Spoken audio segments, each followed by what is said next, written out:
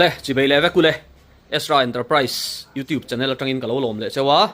tuna kan hulai me ki Dana Skyhawk ania video ma salama po han kalo soi to thawa hei tuna hianin Dana company ho hianin ret an ron down chur maya hemi hun tha hi iron nang lo palange outdate to e po intimate heya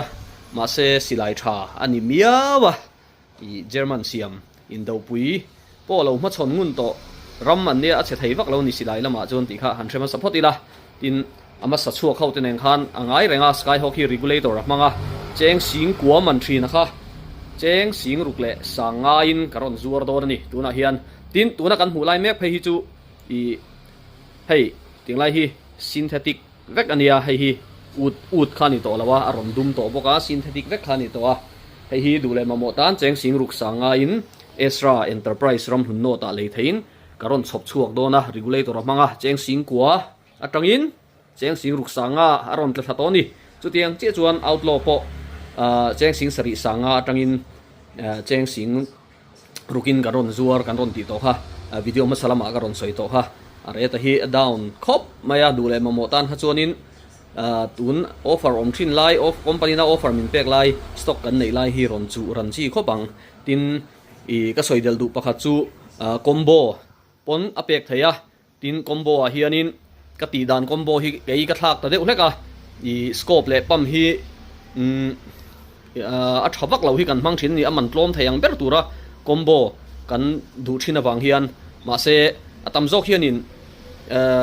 tuna scope ai hianin hei tiang zok hi min peteu a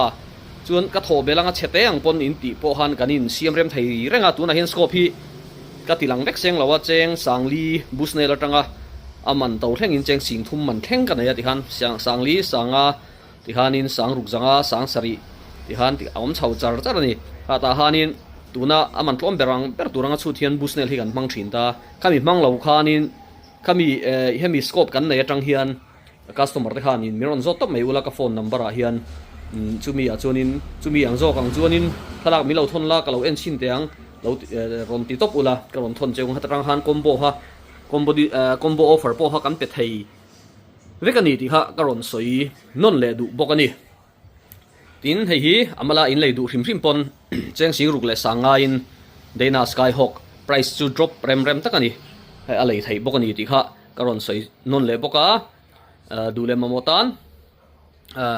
Dana Skyhawk synthetic Ezra Enterprise sing ruk sanga ino soi ngun piau po min ti mai theya a price drop ma soi ngun po a om reng bokani miron dor thau turin customer fel tak be ka som non le tak meu chawani ye